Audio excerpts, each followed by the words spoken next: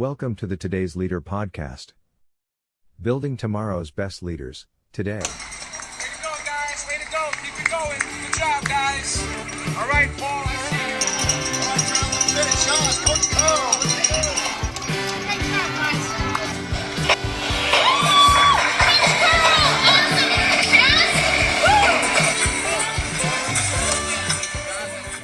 Hey there, it's Coach Curl here, and welcome to episode 436 of the Today's Leader podcast, Building Tomorrow's Best Leaders Today. Now, it's often said that people fear public speaking even more than death. Now, I've come to find you either love it or you hate it. But it's an area that can be incredibly inspiring for both the speaker and the audience, or it can be dreaded by both. So in some cases, it can be truly dreadful. So speaking in public is a trait that leaders need. They need to deliver presentations to their teams, to shareholders, to the general public. They need to be able to speak on times of crisis, good times, bad times, deliver good news, bad news. They need to be accomplished to speak in public. And so to help you this week, it's our pleasure to bring you the author of the book Toast, Short Speeches, Big Impact, Eddie Rice. Now, Eddie is a speechwriter and a public speaking coach with 10 years of experience in the field. He loves creating strong, narrative-driven speeches that focus on balancing the emotional and thought leadership context. He has worked with executives, business leaders, non-for-profit leaders, and everyone in between.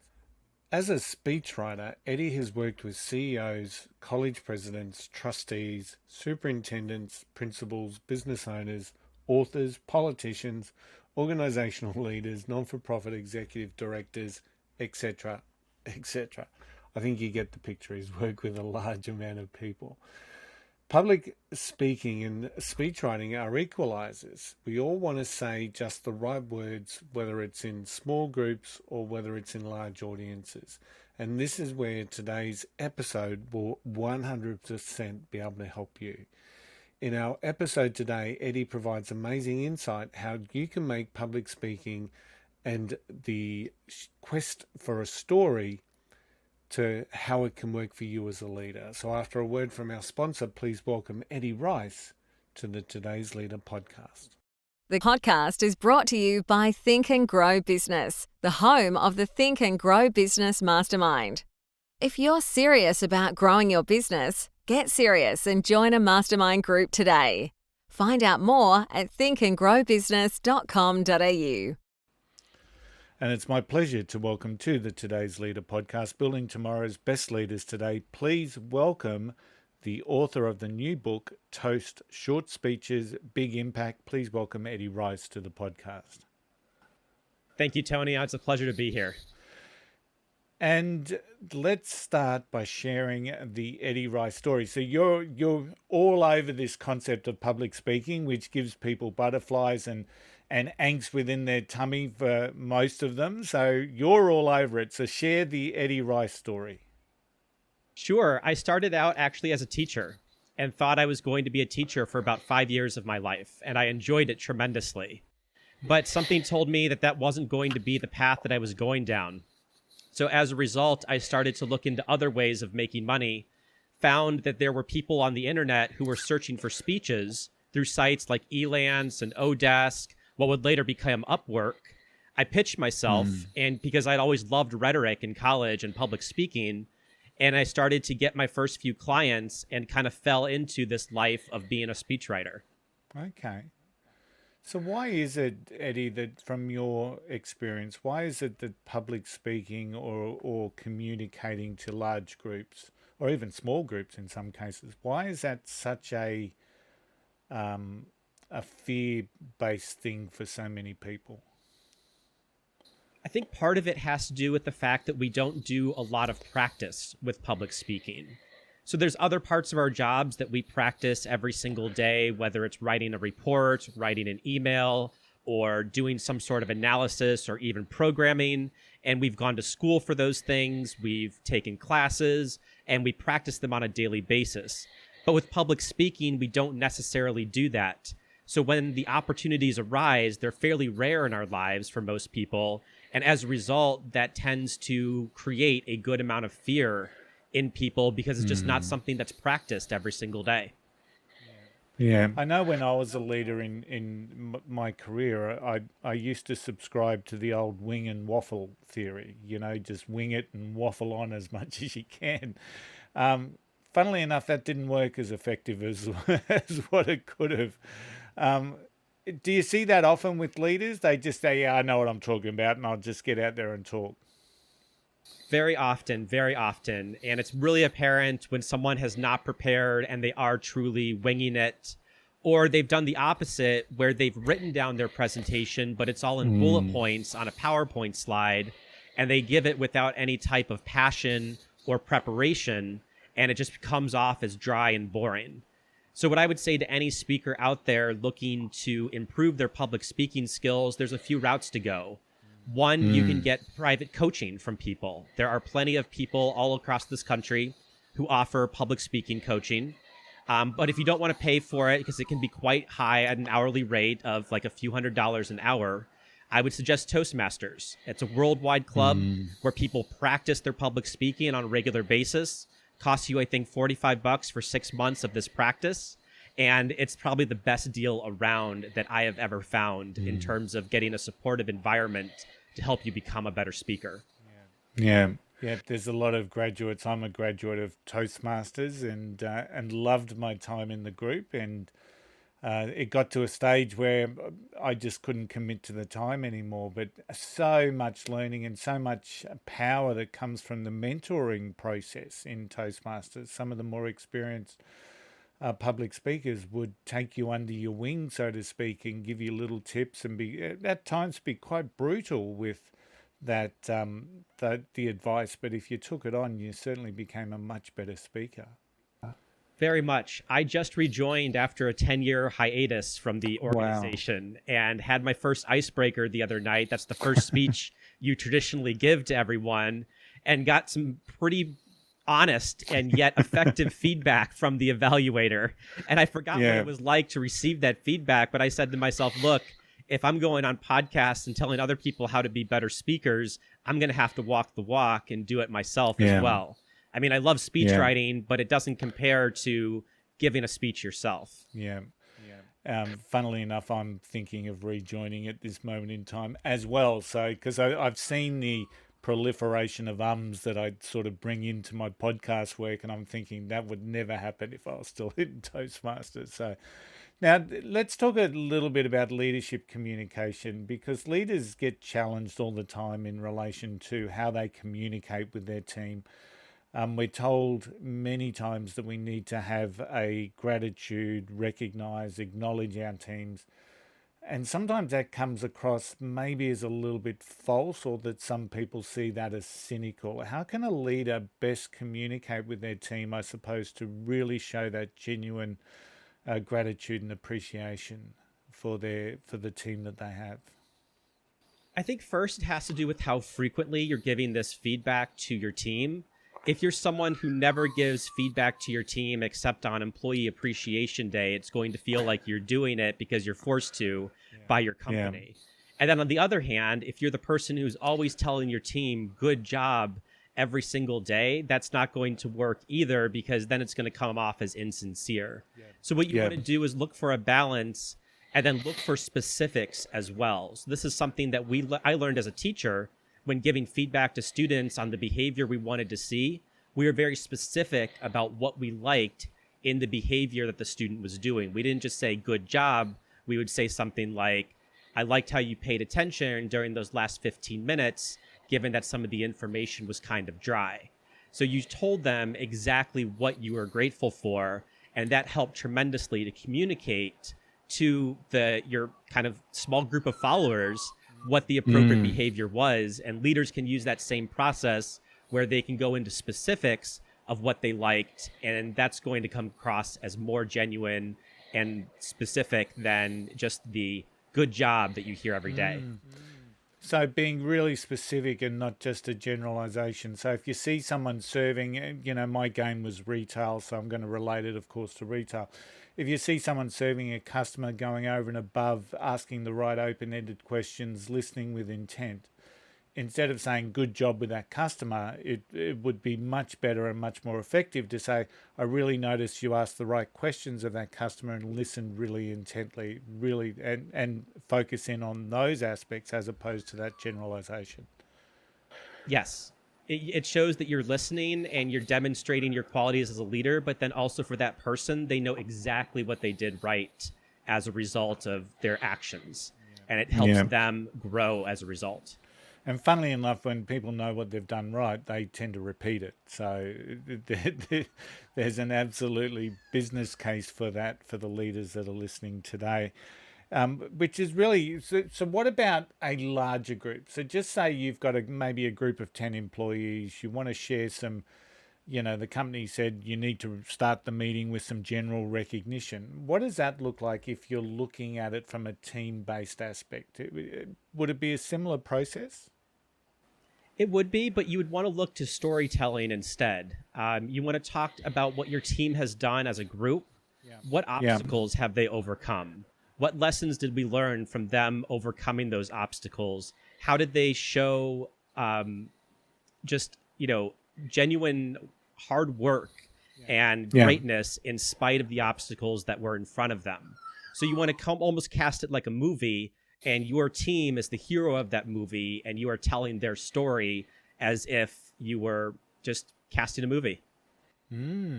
Okay. So this is where storytelling becomes really effective for leaders. Oh, very much. You want to talk about... Oh, go ahead. No. I'm just... Because it's one of the challenges that a lot of leaders actually have. Once again, a lot of leaders or managers have been told we've got to incorporate storytelling. It's got to tell the brand story. It's got to tell your story. It's got to tell your team story. And I think a lot of leaders see that as being more difficult than what it possibly could be for them. So what's your take on that whole concept of leaders needing to be storytellers, effective storytellers in their roles that they play?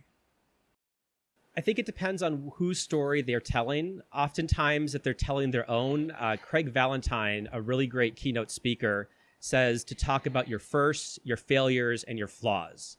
And if you can do that effectively, you're going to connect with your audience, because everyone can connect with a first, a failure, or a flaw, and it's going to make you look more humble as a result. Yeah.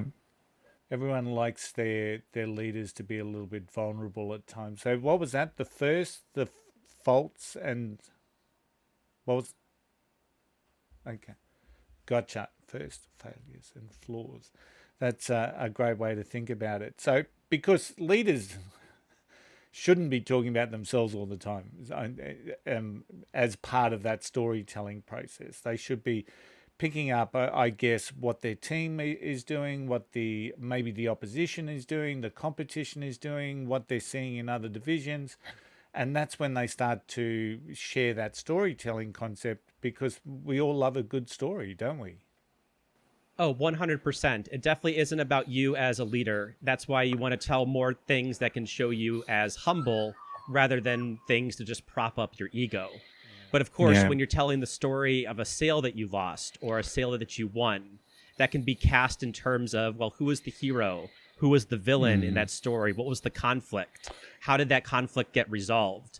All of those elements that we love to see in a great book and a great movie should be present in the same stories that you tell about your competition, about your team, about what your company is doing inside the marketplace, not just a bunch of dry numbers.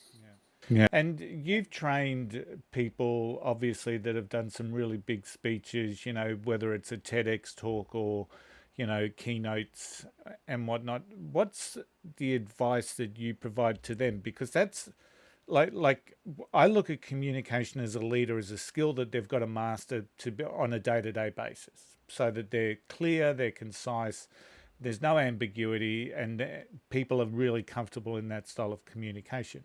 Doing a TEDx talk or doing a keynote at a conference is a different game, because you're trying to make an impact and having people walk away with something. So how do you then how do you coach and help people prepare for what could be the biggest stage of their life? Sure. One of the first things that we do when I sit down with someone, whether it's for a keynote, a TEDx talk, or even a smaller toast, is we come up with the one-line takeaway that we want the audience to leave with. So it's just one sentence that summarizes your entire speech, whether that's a 5-minute speech, 18 minutes on the TED stage, 1 hour long. You summarize that point, and then you build everything else in the speech towards that one main point that you figured out. Now, for TEDx, it's a little bit different, where I really go into the research that this person is going to be putting into their speech. That's incredibly important for TEDx, that research backs up your point. And it doesn't have to be dull and boring research, but it should be exciting and told in the form of stories. But there's way too many people up there that think the TEDx stage is the mini keynote stage, and they're up there trying to give a motivational speech. And those have a very hard time to get accepted in the TEDx world. There are some that have, guaranteed, been accepted into the TEDx world, but it's much easier when you are up there with a body of research and you are kind of stake in the ground that you are making a claim against some preconceived notion or some readily accepted fact, and you're trying to give the other side to it. So that's really what I look for TEDx speeches, whereas with keynotes, it's taking that one main line that we figured out initially, and then figuring out how does your personal story fit into that message that you want people to take away. And it's really then looking into that person's past, looking through just their jobs, their career history, their relationships, their personal history, finding that through line that is their message and putting that together into a speech. So those are some of the approaches that I use in those types of situations. Yeah, I'm almost thinking of those leaders that are listening to this and saying, couldn't I just say the one line and get off stage?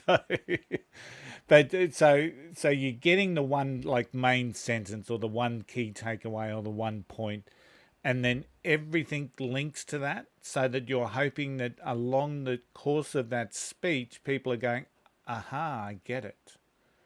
Is it a case of repetition as well during the course of a talk, that you're repeating that one key takeaway? Either the one key takeaway, or if you have supporting points that you want to add, definitely repeat them. So you want to find good one-liners that support your main point that you can come back to in your speech over and over. They're called callbacks. And just like a comedian will call back to a joke they told earlier in the speech, as a keynote speaker or a TEDx speaker, it's important to have them just as much, where you're calling back to something you said earlier, and it should be a snappy takeaway line that the audience can then kind of remember and chew on even after your speech is done. Yeah. You mentioned comedians, and humor is always good in a speech, I guess. It builds rapport, it allows people to relax and sort of breaks down some inhibitions, so to speak. What's the balancing act there? I mean, we don't want stand-up comedians on a TEDx stage, for example, but even though I'm potentially sure that there would have been some, but what's the balancing act for a really good speech? You know, how much humor should be injected into a speech, and have you seen it being overused? What I tell my clients is to never force the humor into a speech to find the balance. Instead, let it be discovered naturally in the stories that you tell. So it's very possible that some of the stories that you're going to tell might not be jokes, but they have funny aspects to them. That's far more preferable than trying to force really good one-liners into the speech that either A, people have heard before, or B, you're not a stand-up comedian, so your delivery is going to fall flat. And that happens all the time with wedding toasts and even the smaller speeches that people try to give, because they've built up in their mind from what Hollywood has shown them that it has to be this complete laugh fest. And it's like, look, you don't have a team of script writers behind you trying to write every word for your speech. It's just you and the blank page. So it's better to discover the natural humor that's there, let it come out, then try and force it. If it's not going to be funny, it doesn't have to be. But if the moment presents itself where you're allowed to have a little bit of levity, go for it 100%. Yeah. So within the story more so than anywhere else. And I remember sharing a story about fear at a John Maxwell conference in Orlando, and I was the story was about me surfing as a 12-year-old, and it was a really big day.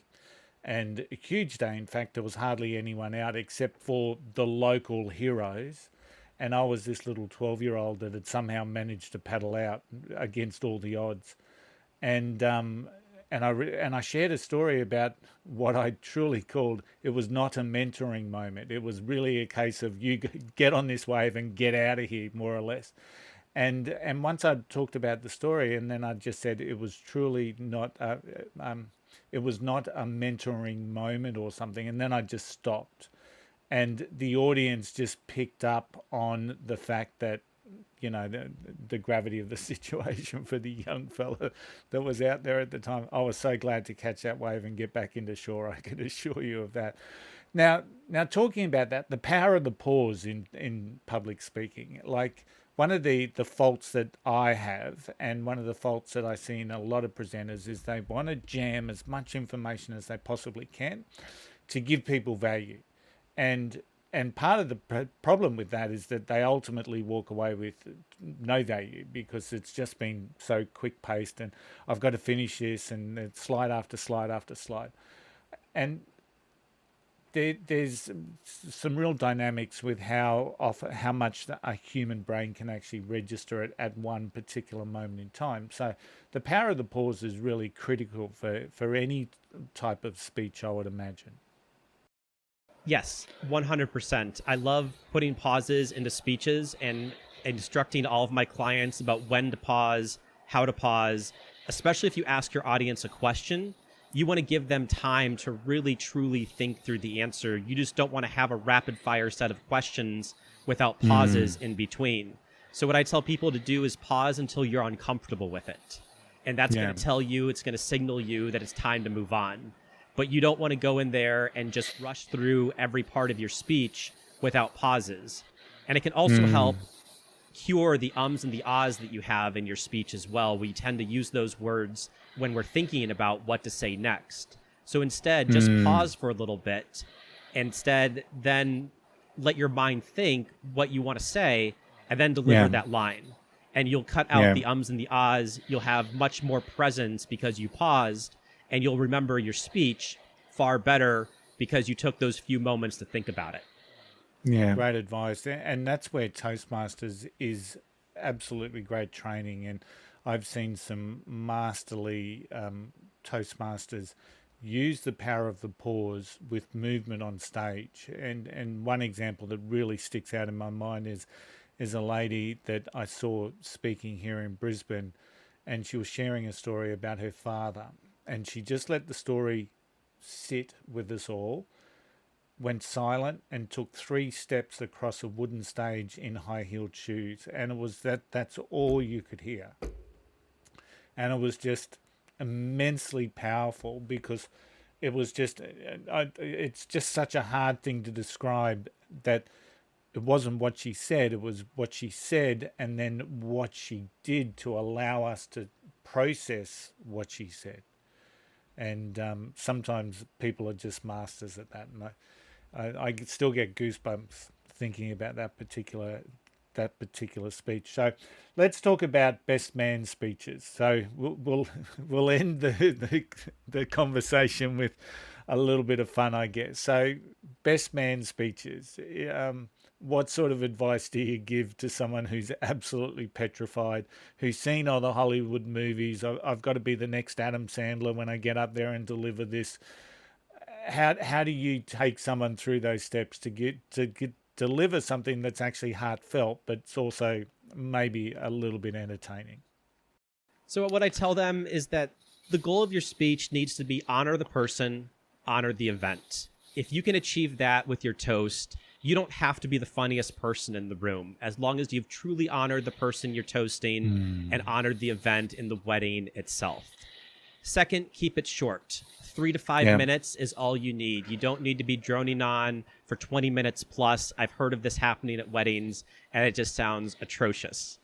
And third, use a very simple structure. So what I tell people to do is introduce yourself, open the speech, tell one great story that honors the person, give a heartfelt message to the person you're toasting, a heartfelt message to the other person in the couple, and then close out with a 1 to 2 line cheers. That's all you really need to do. Keep it short and simple and straightforward. Let the humor come out naturally. If it doesn't, you still have a sentimental speech that everyone in the audience is going to love.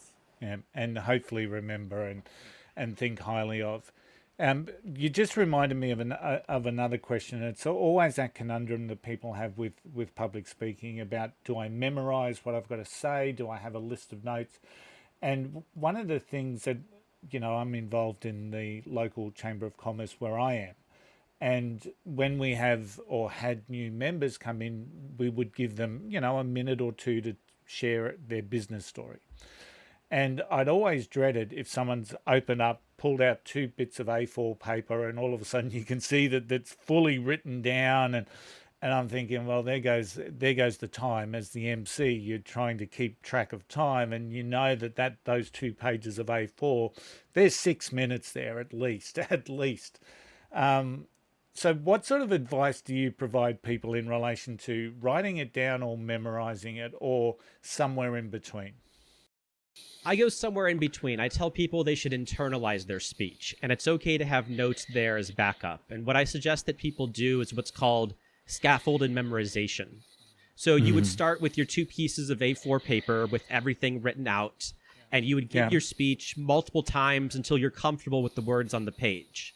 But then you would go back, create an outline from that written text, and then give your speech again, just using that outline, forgiving yourself if you make a few errors or you switch stuff around or every and the and but are in the right place. And then you keep giving the speech with a shorter and shorter outline until you're down to maybe 3 or 5 bullet points that can fit on an index card, and you can just give it from there with backup. Great advice. And it's really strange when I talk about some of the speeches that I've delivered, or talks or presentations. And I talk about bubbles in my head. I sort of do a similar process where I'm writing it down, and then I want to get into some key points and then themes and stories that I don't want to forget. And I sort of trace it in my mind how it's going to work, and it's got these bubbles in my head. So it's never documented. It's maybe that's part of my wing and waffle style. I don't know. But very great advice. Eddie, who's been the inspiration for you in your journey? I was thinking about this question when you sent it over to me. It really goes back to high school. There were 2, maybe 3 people. There was my Spanish teacher, my scoutmaster, and my band director. All 3 had this ethos of, we're going to do it until it's right. Whether that was a movement out on the marching band field, whether it was a sentence in Spanish, or how to build a campfire, we were going to do things until we got them right. And it was this drive towards perfection that all 3 had that really inspired me and put me on that path to demand more of myself. Excellent. So speaking about that perfection, how do you deal with, what's your relationship like with failing? Oh, it's much better. I actually bombed 10 years ago in my first Toastmasters competition. I had done really well at my club level, but at the second level, I think it's the area level, I was supposed to have a humorous speech, and the audience wasn't laughing. And I just remember just thinking in my head, I'm bombing, this is happening, what is going on? And luckily I had a mentor afterwards say, look, it's painful, but it's worth it. And I kept speaking after that, but I'm glad that he was able to, reassure me. And then I didn't make that my only story of public speaking afterwards. So I've gotten much better with dealing with failure. It's a part of life. It's how we grow. It's how we change. If we don't have that, or we're not willing to admit failure in our life, we're never going to grow. What about the vision moving forward? What does that look like? I think the vision of the future that I have is one, I guess there's two. There's one where we don't talk to each other, and that's going to be a very sad world. And then there's one where we talk at each other without listening. That's also very sad. But if we can come together as public speakers to actually have conversations with one another, especially as leaders, then we're going to have a much better chance of a greater world ahead of us. Yeah, yeah, and it's so true. And on social media, especially, it's more about talking at it or shouting at each other, unfortunately. And we're just not seeing that effective discourse that we should be seeing in the public arena. So, who should buy your book, Eddie? Anyone that is interested in giving a short speech, whether it's a wedding toast, a retirement toast, an anniversary speech, a birthday speech, or if you just want to master short speeches in general, it lays out a 7-step brainstorming process, and it has example speeches within it that you can read and mimic in their structure and intentions as well. Yeah, excellent. So that's anyone with a short speech. So whether you're a leader that's got team meetings that you've got to hold regularly, that's a short speech. Let's improve skills. Let's really start to develop those things. So Eddie, how can people connect with you? They can find me at ricespeechwriting.com. So it's my last name, RICE, just like the food, speechwriting.com. Or you can find me on LinkedIn as well at LinkedIn, Eddie-Rice. I think I'm just one of the only ones on there. So I'm not too hard to find. So I don't do a lot of social media. I don't engage with the trolls, but I do enjoy liking, various posts from time to time and posting my own stuff as well. But yeah, please find me on my website. You can download a first chapter of the book there, read it before you buy it. And then it's, of course, available for pre-order on Amazon. Excellent. Excellent. Eddie, it's been an absolute pleasure. All of course, those links will be in the show notes. It's been an absolute pleasure having you today on the Today's Leader podcast. Thank you so much for investing in today's leaders. Tony, thank you. It was a pleasure. And now, it's time for Tony's 2 cents. I know many leaders who've overcome the fears that they may have had with speaking to large groups, especially through being mentored and coached by others. Now, Eddie spoke about the feedback processes that you need as a leader to continually get better in the art of speaking and presenting publicly. And one thing that we know is that it's never too late to get the feedback you need to help you improve.